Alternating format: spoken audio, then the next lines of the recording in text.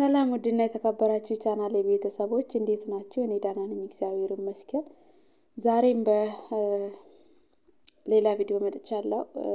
በእውነቱ በጣም ደንግጫለሁ። እውነት ራሱ እየመሰለኝ አይደለም። የእውነት አስፋው መሸሻ ሞቷል ወይ ብዬ እንጃ። እኔ መቀበል ራሱ አቅቶኛል እውነት ለመናገር። ግን ኢቢኤስ ላይ ካየውም በኋላ ራሱ የሆነ ውስጤ መቀበል አቃተው ማለት ነውና አንዳንዴ ሰው በአካልም ስላወቅ ነው አይደለምና እኔ እንጃ። ከኢቢኤስ ከጠፋ ራሱ እውነት በቃ እንደ ድሮ ድምቀቱ በቃ እኔ እንጃ ቢያየውም እንደ ድሮ አስደስተኝም እውነት ለመናገርና አንዳንዴ ብቻ በጣም ከብዳል። ፈጣሪ ነፍሱን ይማር። ለቤተሰቦቹ ለወዳጅ ዘመዶቹ ፈጣሪ መጽናናት ይስጠው። አብሶ ለልጁ ፈጣሪ ብርታት ይስጠው። አስፋውም ደግሞ ፈጣሪ ነፍሱን በገነት ያኖርልን። ለልጁ የነበረው አንድ አባት እሱ ብቻ ነው። እንደ አባትም እንደ እናትም እንደ ወንድም እንደ እህት ሁሉም ነገር ሆኖለት ያሳደገው ልጁ ነውና ዛሬ ግን ልጁ አንድ አባቱን ከጎኑ አጥቷል። እና ያለው ይኖራል ለሞተው ብላኝ እንጂ እዚች ምድር ላይ የምንኖራት ኑሮ አጭር ነች።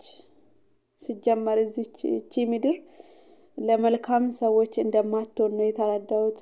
ብዙ ጊዜ መልካም ሰዎች አይበረክቱም፣ ቶሎ ህይወታቸው ያልፋል። ለምን እንደሆነ አላውቅም። እና አስፋ መሸሻ መልካም ስራዎች በመስራት ነው የሚታወቀው። ካዘነ ጋር የሚያዝን ካለቀሰ ጋር የሚያለቅስ ሰው ነው እና ከልጅ እስከ አዋቂ ማንኛውም ሰው የሚወድ የሚያከብር ሰው ነበረ። ግን በጣም ይከብዳል። ፈጣሪ ነፍሱን ይማር ነው የምለው። እሱ ቢሞትም ስሙ አይሞትም፣ ስሙ ለዘላለም ይኖራል።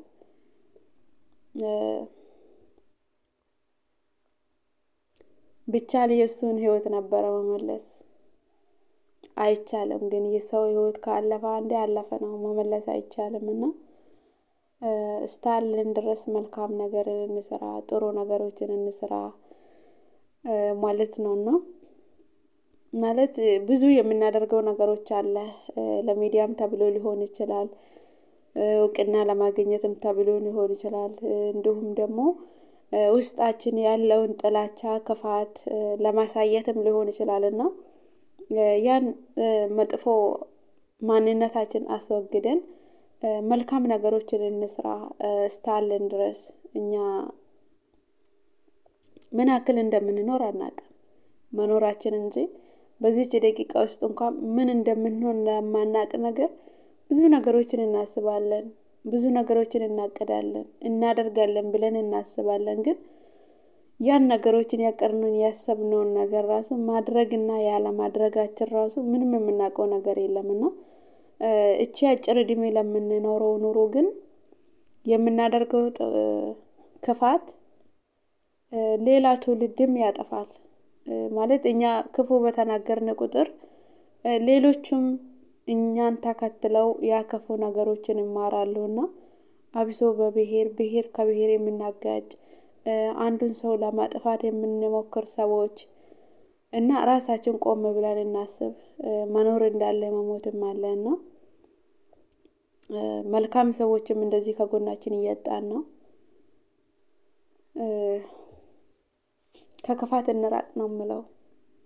አንዳንድ ሰዎች ለራሳቸው መቼ እንደሚሞቱ አያውቁም።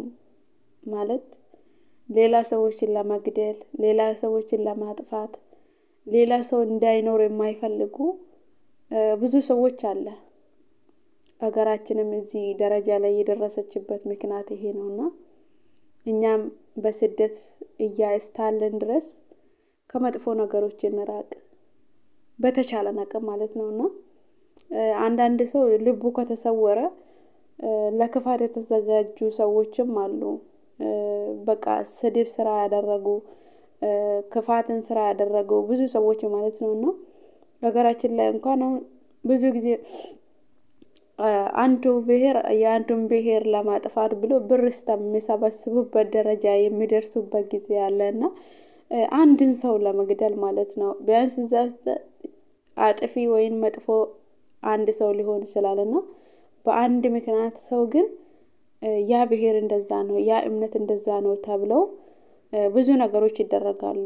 እኛም በስደት ቁጭ ብሎ አንድ ሰዎችን ለማጥፋት ብሎ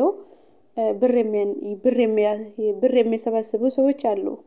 ግሩፕ ሰብስበው ስራ አድርጎ ማለት ነውና ለዚህች ለአጭር እድሜ ብለን መጥፎ ነገሮችን ባንሰራ ለሰዎች ሞትን ባንመኝ ሰዎችን ለመግደል ለማጥፋት ባንነሳሳ መልካም ነው።